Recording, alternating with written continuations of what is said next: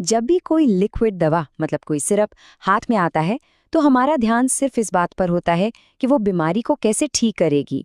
लेकिन जरा सोचिए, उस बोतल के अंदर एक पूरा छिपा हुआ विज्ञान काम कर रहा है जो ये पक्का करता है कि दवा हम तक सेफ और असरदार तरीके से पहुंचे। ये सवाल सुनने में थोड़ा अजीब लग सकता है ना, पर आज का हमारा पूरा विश्लेषण इसी एक सवाल के आसपास घूमेगा और आप देखेंगे कि इसका जवाब उतना सीधा है नहीं जितना लगता। तो देखिए, एक तरफ तो लिक्विड दवाएं बहुत काम की हैं, खासकर बच्चों और बुजुर्गों के लिए जिन्हें गोली निगलने में दिक्कत होती है। लेकिन इसका एक दूसरा पहलू भी है। इनमें पानी होता है जिसकी वजह से ये केमिकल रिएक्शन करके खराब हो सकती हैं और इनमें बैक्टीरिया भी पनप सकते हैं। तो चलिए इसी चुनौती को थोड़ा और गहराई से समझते हैं। ये लिक्विड दवाएं देखने में जितनी सिंपल लगती हैं, उन्हें बनाना और आखिर तक सही सलामत रखना उतना ही मुश्किल काम है। सबसे पहला और सबसे आसान रूप है सॉल्यूशन यानी घोल। इसमें दवा लिक्विड में पूरी तरह घुल जाती है, बिल्कुल वैसे ही जैसे पानी में नमक या चीनी घोल दो। सब कुछ एकदम एक जैसा, बिल्कुल क्लियर। अच्छा, फिर आता है इमल्शन। कभी तेल और पानी को मिलाने की कोशिश की है? वो तो अलग अलग हो जाते हैं, राइट? बस इमल्शन में एक खास केमिकल एजेंट का इस्तेमाल करके इन दोनों को जबरदस्ती एक साथ रखा जाता है। और तीसरा है सस्पेंशन। इसमें दवा के छोटे छोटे सॉलिड पार्टिकल्स लिक्विड में बस तैरते रहते हैं, घुलते नहीं हैं। और यहीं से एक बहुत ज़रूरी हिदायत निकल कर आती है। अक्सर दवा की शीशी पर लिखा देखा होगा, इस्तेमाल से पहले अच्छी तरह हिलाएं। कभी सोचा है ऐसा क्यों? वो इसीलिए क्योंकि सस्पेंशन में दवा के भारी कण समय के साथ नीचे बैठ जाते हैं। अगर बिना हिलाए दवा ले ली तो हो सकता है डोज या तो बहुत कम मिले या बहुत ज़्यादा। हिलाने से वो कण वापस पूरे लिक्विड में फैल जाते हैं और हर चम्मच में दवा की सही मात्रा आती है।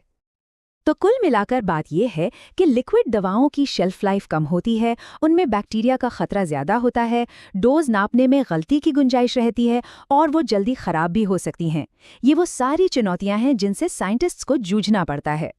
तो सवाल ये उठता है कि अगर इतनी सारी परेशानियां हैं तो ये दवाएं हमारे घर के मेडिसिन कैबिनेट तक सही सलामत पहुंचती कैसे हैं? इसका जवाब छिपा है उस तरीके में जिससे ये बनाई जाती हैं। इसका जवाब है फॉर्म्यूलेशन। ये दवा बनाने का सिर्फ साइंस नहीं, एक आर्ट भी है। और इस कहानी में कुछ ऐसे हीरो हैं जिनके बारे में हम जानते भी नहीं, पर वो इस दवा को स्थिर और सुरक्षित रखते हैं। इन अनसुने नायकों को कहते हैं एक्सिपिएंट्स। इनको आप फिल्म के सपोर्टिंग एक्टर्स समझ लीजिए। इनका कोई मेडिसिनल इफेक्ट नहीं होता, लेकिन इनके बिना मेन हीरो यानी एक्टिव दवा अपना काम ठीक से कर ही नहीं सकती। और ये एक्सिपिएंट्स एक पूरी टीम की तरह काम करते हैं। कोई सॉल्वेंट बनकर दवा को घोलने में मदद करता है, तो कोई प्रिजर्वेटिव बनकर बैक्टीरिया को दूर रखता है। स्वीटनर्स और फ्लेवर्स कड़वे स्वाद को छिपाते हैं। यहाँ तक कि दवा का पीएच लेवल यानी उसकी एसिडिटी को भी कंट्रोल में रखते हैं ताकि दवा खराब न हो। तो साइंटिस्ट्स और दवा कंपनियों ने तो अपना काम कर दिया, उन्होंने एक बेहतरीन फॉर्मूला बना दिया। लेकिन कहानी यहाँ खत्म नहीं होती। उनकी सारी मेहनत तभी काम आएगी जब इसका सही से ध्यान रखा जाएगा घर पर। तो चलिए अब बात करते हैं स्टोरेज के नियमों की, क्योंकि यहाँ से जिम्मेदारी हम सबकी शुरू हो जाती है। तो सबसे पहले लिक्विड मेडिसिन के 3 सबसे बड़े दुश्मनों को पहचान लीजिए।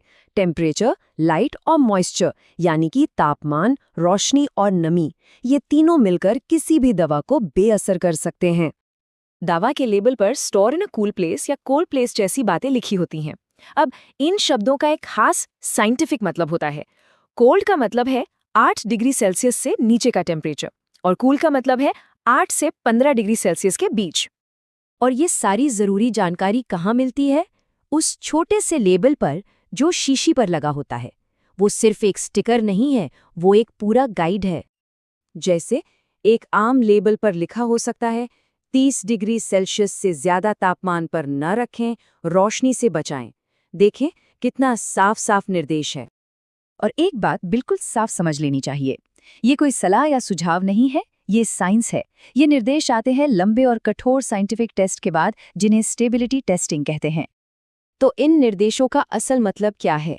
30 डिग्री से ऊपर न रखें का सीधा मतलब है कि इसे 2 से 30 डिग्री सेल्सियस के बीच ही रखना है। नमी से बचाएं का मतलब है ऐसी जगह जहां हवा में नमी 60% से ज्यादा ना हो।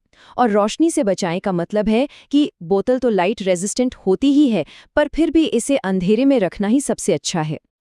तो अब हम आते हैं अपने आखिरी हिस्से पर, जो इस पूरी कहानी को जोड़ता है, लैब से लेकर हमारे घर तक। सोचिए, एक दवा फैक्ट्री से निकलकर एक लंबी सप्लाई चेन से गुजरकर हम तक पहुंचती है। इस पूरी कड़ी में आखिरी और शायद सबसे जरूरी पड़ाव है घर पर सही स्टोरेज। तो देखिए, यहाँ जिम्मेदारी साझी है। बनाने वाले का काम है एक मजबूत फॉर्मूला बनाना और उसके लिए स्टोरेज के नियम तय करना, और इस्तेमाल करने वाले यानी हम सब की जिम्मेदारी है उन नियमों को ठीक से पढ़ना, समझना और उनका पालन करना। तो अगली बार जब कोई दवा की शीशी हाथ में हो, तो ये जरूर याद रखिएगा कि उसके पीछे कितना साइंस और कितनी मेहनत है। उस सफर को उसकी सही मंजिल तक पहुंचाना, यानी उसे असरदार बनाए रखना, ये हम सब की एक मिलीजुली जिम्मेदारी है।